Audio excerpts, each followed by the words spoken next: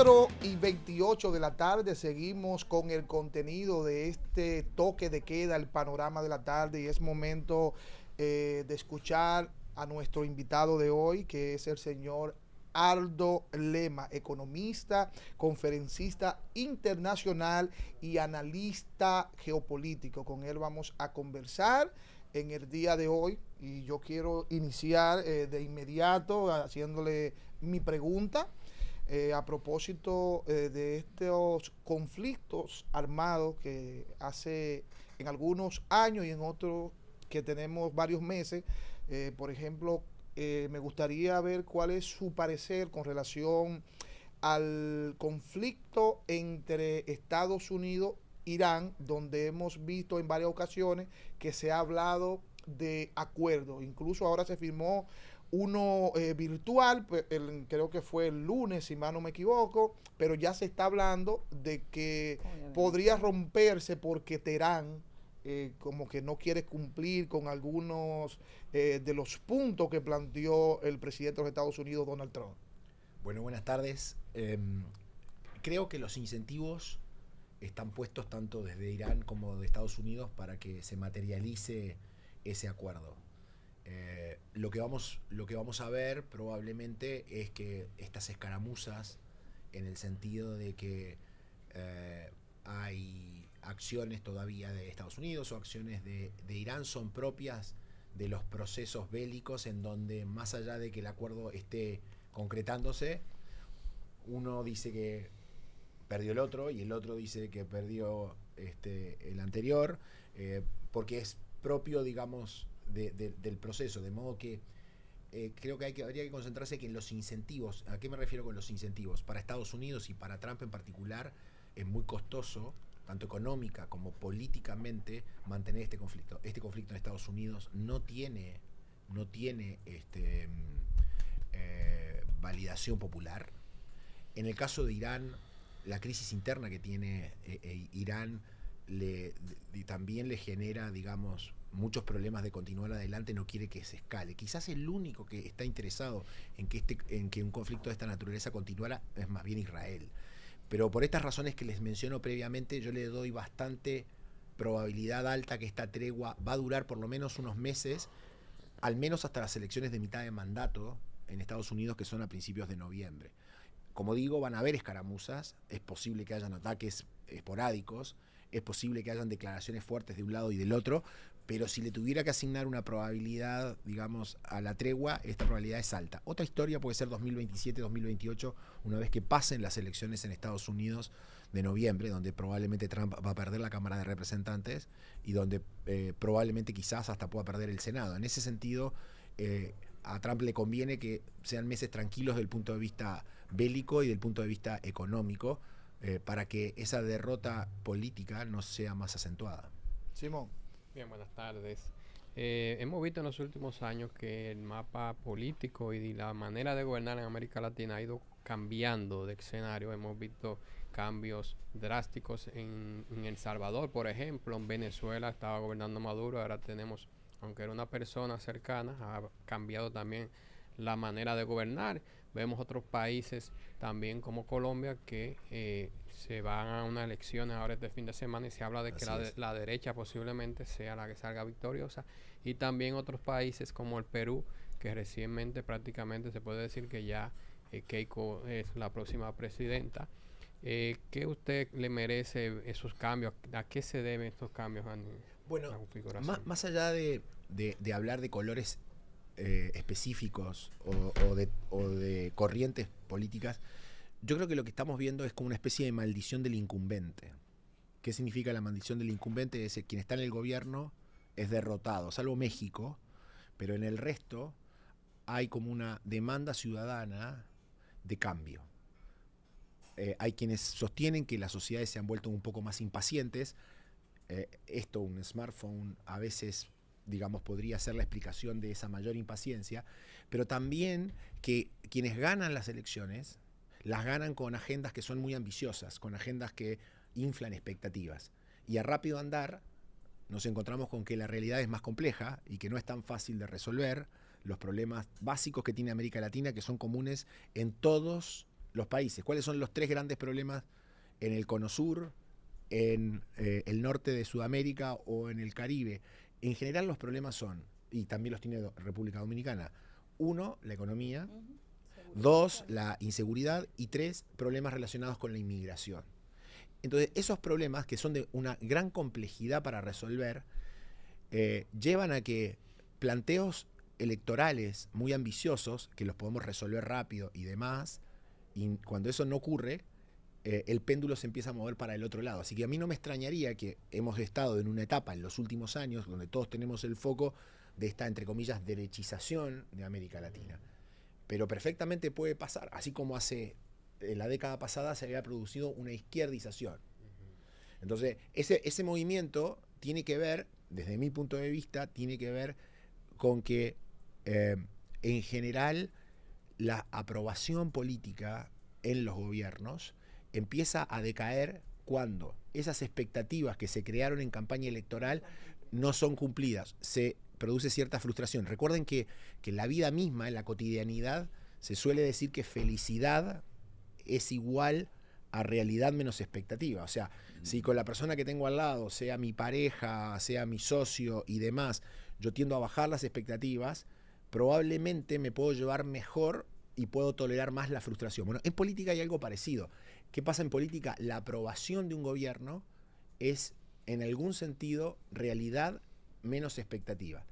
Entonces, lo que suele ocurrir es que las campañas electorales se hacen con mensajes muy ambiciosos, muy esperanzadores, donde, claro, donde lo importante es llegar, tú lo has dicho, donde es llegar, donde es más fácil ganar que gobernar. Y eso, cuando se empiezan a generar ciertas frustraciones, entre otras cosas por las dificultades de gestionar expectativas. O sea, hoy hay un tema clave, así como estos temas que yo mencionaba relacionados con el problema de la maldición del incumbente, con las aspiraciones o las sociedades impacientes. Hay un tercer tema que está vinculado a la gestión de expectativas. ¿Cómo gestiono expectativas? ¿Cómo yo me...? Y a ver, creo que para República Dominicana es un tema muy interesante de aquí a los próximos 2 años, porque probablemente van a haber candidatos inflando expectativas para ganarle al partido incumbente. Probablemente van a haber, no, ya hay. Ya los hay. Cierto, usted dijo México, pero también El Salvador y la República Dominicana, que son los 3 países que en los últimos 4 años el oficialismo ha podido ganar las elecciones. Bueno, yo creo que en el caso de República Dominicana, yo lo asimilo más al caso de Uruguay, por ejemplo, en donde Uruguay ha tenido una cierta alternancia en el poder natural, no traumática. Pero eso también se debe, eso también se debe mucho al comportamiento de los electores y digamos que a la trayectoria de la partidocracia de los países. Tal vez en algunos países lo tenemos muy polarizados y yo ahí diría, y usted me corrige si no es así desde mi punto de vista, que influye mucho, más allá de las expectativas que se vendan, también el deseo y la agenda que en ese momento lleve el hermano mayor de este lado del globo terráqueo, dígase Estados Unidos. Porque hemos visto que con el presidente Trump, él llegó como que a organizar la casa, a poner todo nuevamente de que todo lo que es de América para América. Bueno, a ver, hay una coincidencia claramente en esta derechización, si quieren llamarle de alguna forma, con lo que ha ocurrido en Estados Unidos. Pero de nuevo, en el caso de Estados Unidos también tuvo la maldición del incumbente. O sea, Trump no se religió, perdió la elección. Y probablemente, si uno creyera en estos números que hoy tenemos de expectativas ciudadanas, no es descartable que además de la derrota de mitad de mandato, tenga una derrota en el año 2028 en la elección.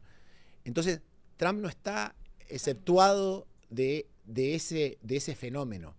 Lo que quizás aquí es más interesante desde el punto de vista de un país como República Dominicana es, tenemos que separar dónde están los ciudadanos en términos de sus preferencias y cuál es la oferta política. Yo diría que en el caso de República Dominicana, por lo que he percibido y lo que pasa en muchas partes de América Latina, los ciudadanos, los votantes, los electores, en la playa son como bañistas todos mayoritariamente ubicados en el centro y con grupos en la derecha y en la izquierda de la playa. Y separan los heladeros, separa el que vende helados En general, en el caso de, digamos, de República Dominicana, tiendo a pensar que se para más en el centro de la playa con un mensaje... Hay mayor concentración de gente. Exacto. Y lo que hemos visto en los otros países es que desde el lado de la oferta aparecieron vendedores de helados con helados un poco diferentes que a esos votantes en el centro, siguieron en el centro, porque los votantes, ¿cuáles son los temas que les son relevantes? De nuevo, delincuencia, economía, inmigración. No es que los votantes se hayan ido a un extremo o a otro de la playa.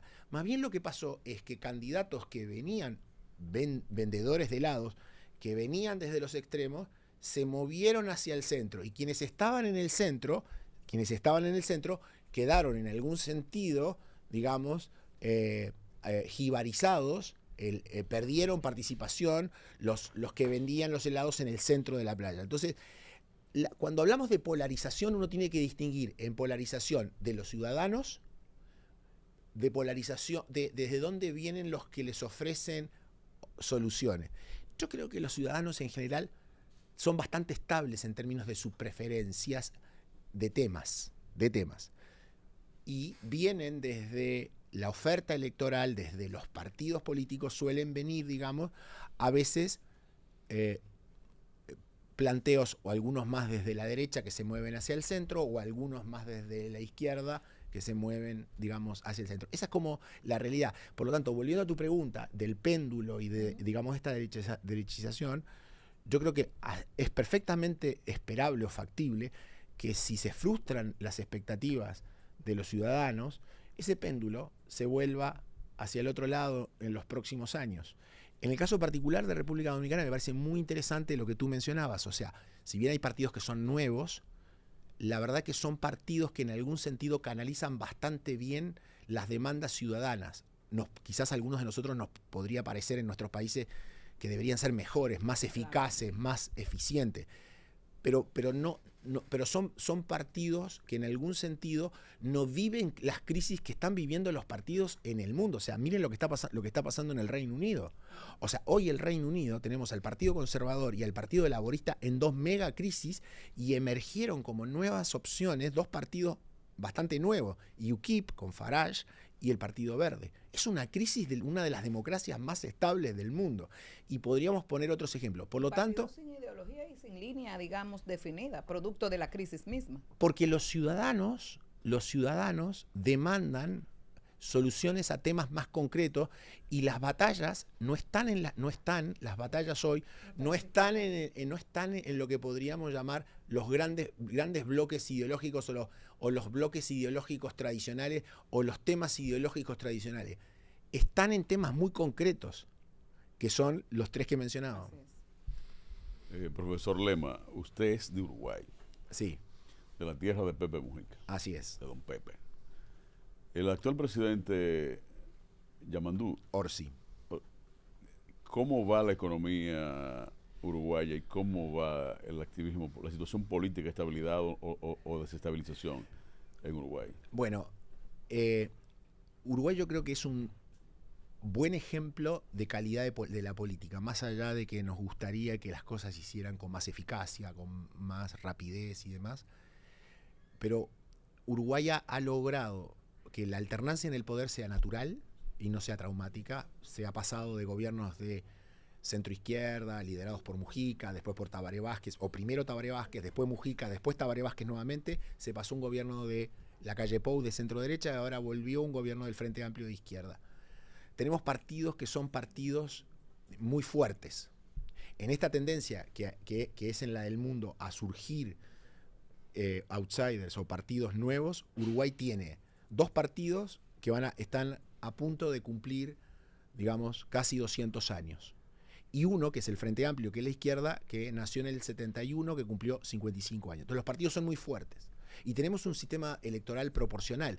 Basta, digamos, para una población votante de 2,5 millones de personas, basta que alguien que tiene 25.000 votos sea diputado. Por lo tanto, cuando los sistemas electorales son proporcionales, es más fácil que un outsider emerja y irrumpa. Hay menos barreras a la entrada. Y sin embargo, en Uruguay los partidos se han, digamos, consolidado y hay una predisposición a los consensos, más allá de que siempre desde las trincheras va a haber enfrentamiento político entre quien gobierna y quien está en la oposición, independiente de quién sea uno y quién sea el otro.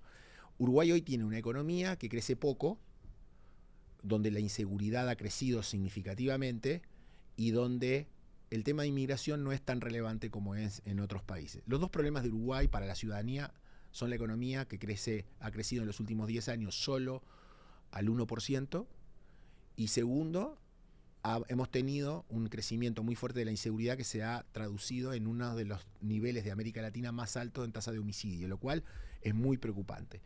Por lo tanto, este gobierno, Orsi, heredero de José Mujica, ganó con un mensaje de nuevo de resolver estos problemas. Y en el primer año de gobierno, porque la realidad es más compleja, no lo ha podido hacer. Por lo tanto, ha caído su aprobación presidencial. Y hoy se posiciona en la calle Pou como líder, digamos, de la oposición, siendo muy bajo perfil, no se ha expresado, está esperando su momento y eventualmente podría ganar las elecciones del 2029. Entonces, de nuevo, hubo un problema de gestión de expectativas del presidente Orsi, en el sentido de que infló estas expectativas porque para ganar hay que crear un relato que sea: voy a resolver los problemas rápido. Cuando eso se frustra o cuando no soy capaz de manejar la elección, de las expectativas, el tema que nos faltó de la previa, la gestión de expectativas, cómo yo logro pasar desde que gané la elección, cómo le va a pasar a Fujimori, a Keiko Fujimori, cómo le podría pasar a Espriella en Colombia, cómo le está pasando a Kast en Chile. Todos, o sea, de un color o de otro color, o sea, cómo le pasó a Boric en Chile, desde el momento en que gana, supongamos, las elecciones en el Cono Sur suelen ser tipo octubre, noviembre, y los gobiernos asumen en enero, marzo. En esos meses, la gestión de expectativas desde que se gana hasta que se, digamos, empieza a gobernar, es clave para que no haya una decepción rápida. Hoy, lo que le pasa a Uruguay, lo que le pasa al gobierno del presidente Orsi, es que los dos temas que son, digamos, más relevantes para la ciudadanía, inseguridad y economía, no están marchando, evolucionando acorde con las expectativas. Profesor, usted estará participando en un macroforum ya participó de geopolítica y riesgo capital. ¿Podría usted decirnos breve de qué se trata este macroforum? No, a ver, básicamente yo siempre me he dedicado a asesorar personas, clientes, empresas en lo que podría pasar. Lo que nos pasa en nuestros países tiene que ver mucho con el mundo. Y entonces en ese foro lo que discutimos es cuáles son las tendencias en crecimiento mundial, en proteccionismo, en precios de materias primas, en tasas de interés, en condiciones que nos afectan. Es como nuestros países en el corto plazo dependen mucho de cómo está el clima mundial. Y partiendo de ello, este conflicto actualmente y con las buenas perspectivas de este memorando de entendimiento que se firma, ¿cuáles son, digamos, las buenas nuevas que pudiésemos esperar en lo inmediato para los países de América? Yo diría que 3. La primera es que del riesgo de una economía mundial que se podía desacelerar más abruptamente, se está estabilizando y eventualmente se puede recuperar. Vamos a tener un segundo semestre mejor. Y eso puede generar además, efecto inercia hacia 2027. Segundo, tenemos un mundo en donde el dólar ha tendido a debilitarse. Cuando el dólar en el mundo tiende a debilitarse, nuestros países, en general muy dolarizados y demás, logramos coexistir mejor con esa tendencia que con la adversa, que es cuando el dólar se fortalece. Exactamente. Y lo tercero, relacionado también con lo que pasó en el conflicto, es que el petróleo, que inició el año en $60 el barril, estaba en 70 antes de que se iniciara la guerra en febrero, subió a 120 casi, se ha devuelto a $80. Es más que los 70 previos, pero es un nivel bastante más manejable que, en algún sentido, elimina el riesgo de presiones inflacionarias más persistentes. Yo le tengo una pregunta Breve. porque viendo las elecciones de Perú me ha llamado mucho la atención el nivel de división como que hay entre la población, entre un votante y otro, Por ejemplo, y le puedo poner el ejemplo aquí, si un presidente gana con 54%, usted va a ver la votación en cada una de las regiones o provincias y va a ser muy parecida. Puede ser que uno saque un poquito más, un poquito menos, pero yo estuve viendo en algunas regiones en Perú donde Roberto Sánchez ganó con 79%, por ejemplo en Ayacucho, en Apurímac ganó con 81%, en Cusco ganó con 78%. Sin embargo, Keiko en la ciudad, en Lima, ganó con cerca de un 65%. ¿A qué se deberá ese nivel de diferencia? A ver, no conozco la segmentación, no conozco, digamos, cómo es la heterogeneidad u homogeneidad en República Dominicana. Me dejaste con un tema interesante que lo voy a pensar para la próxima, para mirar bien los números.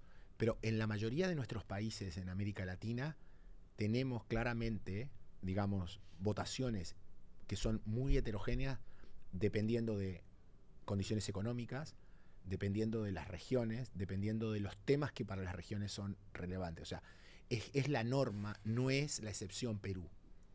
O sea, sectores de ingresos medios, bajos, a veces pueden optar por un candidato, sectores de ingresos medios, altos, más educados, pueden optar por otro candidato. Esa diversidad o esa heterogeneidad es característica en América Latina. Pero a ese nivel, 80-20. A ese nivel, sí. En Estados Unidos pasa lo mismo que aquí. En Estados Unidos un presidente gana y tuve la diferencia muy poca entre un estado y otro. Pero espérate, a ver, y cierro con esto porque sé que estamos pasados, pero me parece muy interesante lo que acaba de plantear. Pero miremos Estados Unidos. En Estados Unidos, hoy podemos adelantar que las costas siguen siendo demócratas y el centro es republicano, y que todo se define en 7 estados.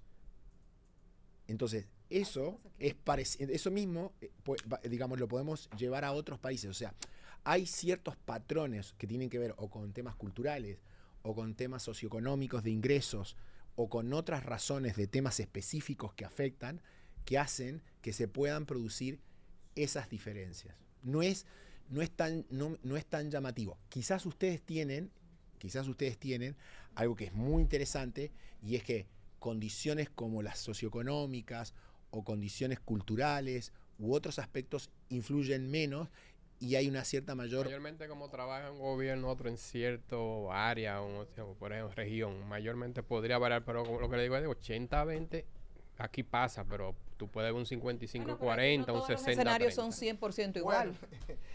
Nada, hemos conversado con el profesor Aldo Lema, economista, conferencista internacional y analista geopolítico. Se quedan muchas cosas que conversar. Nos gustaría, ojalá en otro momento, poder conversar un poco más extenso, porque hay muchas cosas que se quedaron. Por supuesto, encantado. No va a ser mi última vez en República Dominicana. Este país lo estimo, lo quiero mucho, no solo por su geografía, por su cultura, por su historia, sino que también lo quiero por mis relaciones con mis amigos y mis exalumnos, así que voy a volver. Gracias, vámonos a la pausa y volvemos en breve. Panorama FM 96.9